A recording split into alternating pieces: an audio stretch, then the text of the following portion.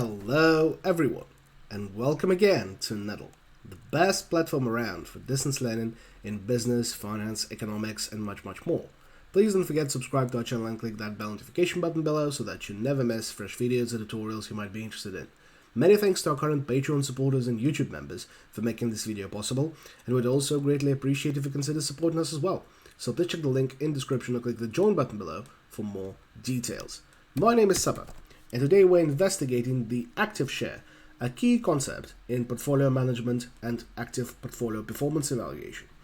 The active share is a measure that had been quite recently proposed, turns out in 2009, by Cremers and Petajisto to evaluate how active a particular fund manager is.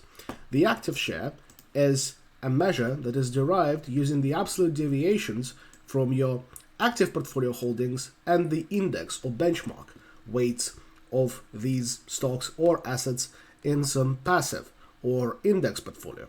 And those most commonly are defined as value weights, that is, weights that are proportional to market capitalization. We have got a separate video on value weights, equal weights, and different weighting schemes, so please check those out if you're interested in those. But today we're considering an active portfolio of 5 stocks that is simulated over 10 years of data. We have got 5 stocks as usual: Tesla, Apple, Microsoft, Walmart, and Caterpillar, over 10 years, constituted in 2,517 prices, which translates into 2,516 daily returns. So let's calculate those returns first, as usual, dividing the price today by the price yesterday and subtracting 1, dragging it across all sample stocks, and enforcing it across the whole 10-year sample. Then, knowing the prices at the very end of the period, we can calculate the market cap, referring to the shares outstanding of these companies at the end of the sample period, simply multiplying those shares outstanding numbers in million by the respective end prices and dividing by 1,000 to get our market capitalization in billion US dollars. So here we see that in mid-September 2020, the market cap of Tesla has been $357 billion, and we can drag it across and figure out the market capitalizations of all 5 of our sample companies. Now we can figure out the sum of said market capitalizations and figure out the index or passive weights of these by simply calculating the value weights.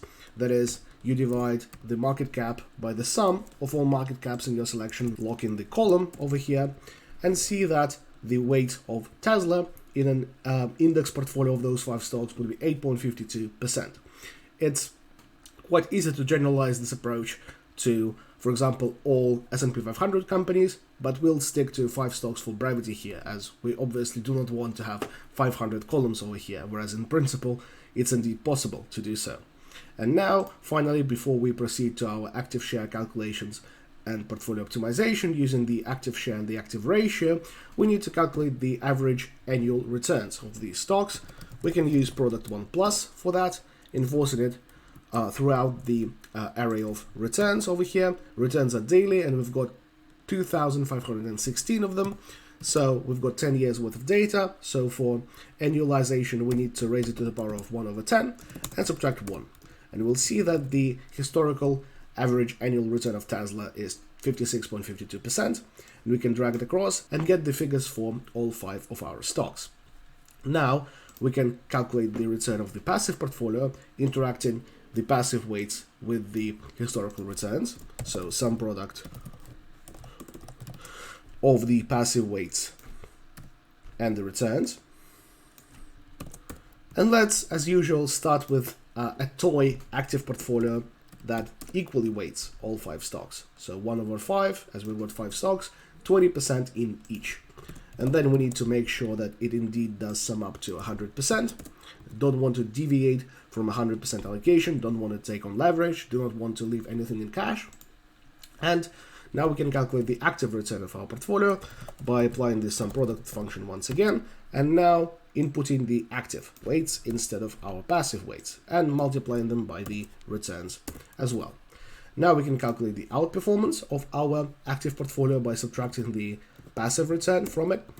That is very similar to how you start calculating the tracking error and information ratio, and please check this video out if you're interested in this particular active portfolio evaluation technique. But here we're using a different analogy and a different measure of deviation from the benchmark that is arguably more natural and more informative, that does take into account the portfolio holdings and not just the tracking error. As we have discussed previously, tracking error and information ratio might excessively reward, unjustly so, the so-called closeted indexes. Those are fund managers that maintain an allocation that's very close to the market but take on excessive leverage. That makes their information ratio very high, but it allows them to not do any meaningful research but still charge high active performance fees, which is quite unwelcomed in the profession and in the academia as well. And this is why Cremers and Petajisto devised the active share to figure out how much does the manager actively manage, indeed stock pick and meaningfully deviate from the passive allocation. To calculate that, we need to multiply a half by a sum of the absolute deviations of our active weights from the passive weights. Here, those are the value weighted weights. So we figure out those absolute deviations, sum them all together, and to prevent double counting, we multiply it by a half, so divide by 2. And we have got an active share of this portfolio at 40%, which means that this portfolio actually does deviate from the benchmark quite a bit. This is quite active of a portfolio.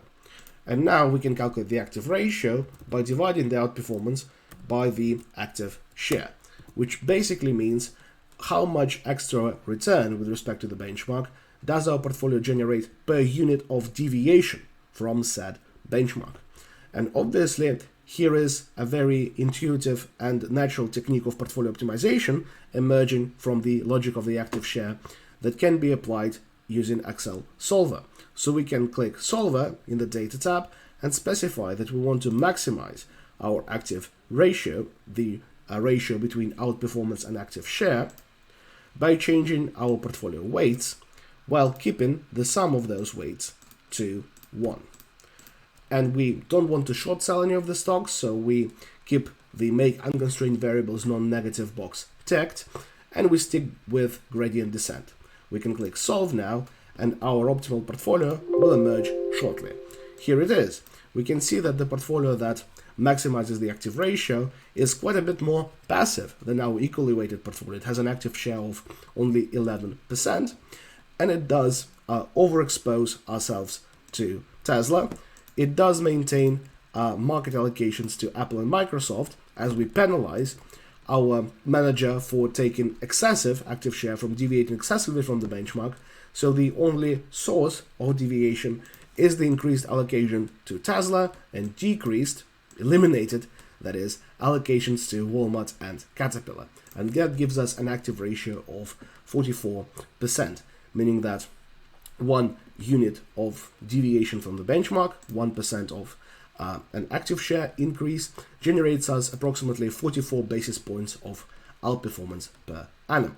And that's all there is on how to calculate the active share and naturally extend it to the portfolio performance evaluation or optimization in the means similar to tracking error and information ratio. Please leave a like on this video if you found it helpful. In the comments below, I'm eager to see any further suggestions in videos for business, finance, or economics you would like me to record. And please don't forget to subscribe to our channel and consider supporting us on Patreon. Thank you very much, and stay tuned.